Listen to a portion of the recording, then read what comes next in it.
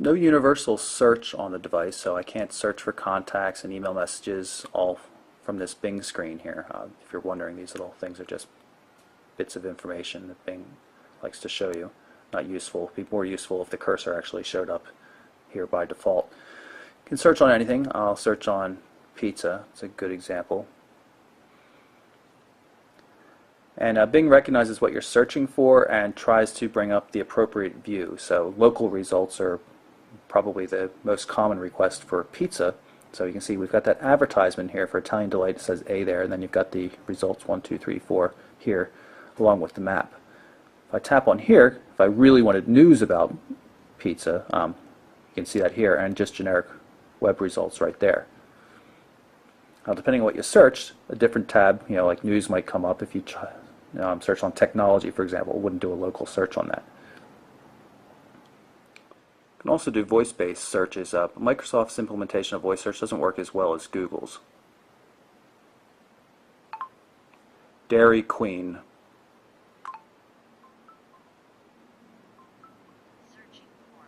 There we go. That should pull up local results. You see it flip over to local there. We get the map. Bring up Bing Maps here, and I'll show all the Dairy Queens in the area.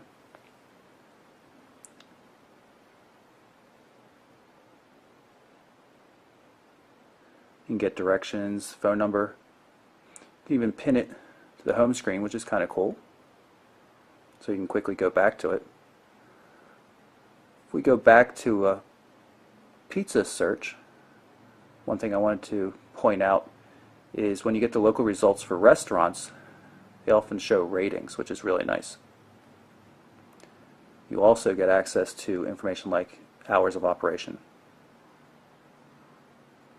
reviews, and other things that are nearby. So say we were interested in going to Munich. Let's see what the weather's like there. Do Munich weather, and instead of just getting generic search results, you're actually going to get properly formatted data. And now that we know that the weather in Germany is acceptable right now, let's see how the flights are running. Flight 706, I think, is one of the Munich flights. And you'll get real flight information right up top.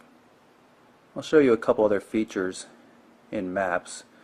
You can show traffic information, for example. You see it's Sunday afternoon, and traffic looks pretty good everywhere. All nice and green. Satellite view, or aerial views, they call it in Bing Maps. And we can also get back to the previous results for Dairy Queen. If we choose one of them, we can get directions.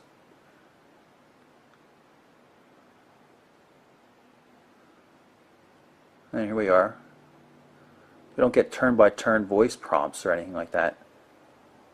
But you do have options for driving and pedestrian directions. And it shows you the map for each turn.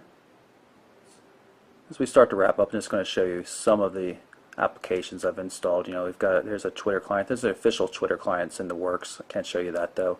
Slacker radio, a calculator, some photo sharing, a number of different RSS readers. This is Samsung's Now application. Gives you access to weather information, news, stocks, and things like that.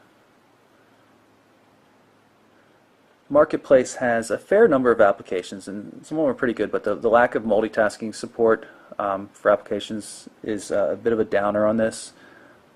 So you're not going to get everything that you would expect. It's kind of like a first generation or second generation iOS for Apple's iPhone. There's just no, until they got to iOS 4, there just was no multitasking or task switcher or anything like that, and there is no task switcher here. You're always going back to the start menu. At least you do have the back button though.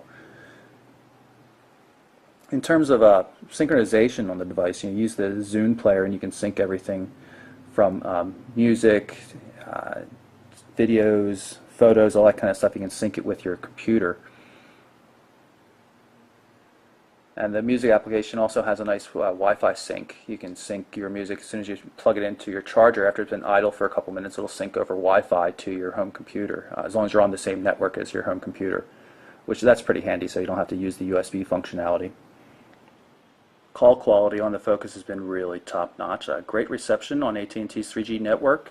The audio quality is quite good. Speakerphone's a little bit weak, but battery life's even been pretty good. There's not a lot of talk time capacity. It's a 1500 milliamp hour battery.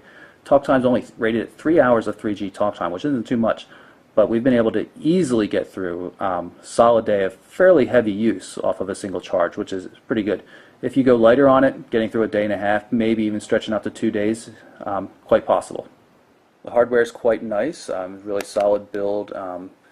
The UI, I think, is very, very beautiful.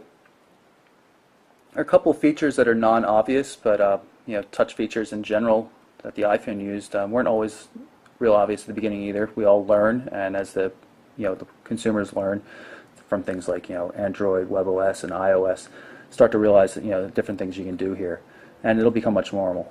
It's not as powerful as, say, Android in terms of you configuring everything the way you want, but it's a little more user-friendly, I think, to first-time smartphone buyers, and I think that's going to appeal to even the linear aspect of going from here back to the start menu, start screen for everything. I think that'll appeal more to first-time smartphone users, which is probably a good market to go after right now.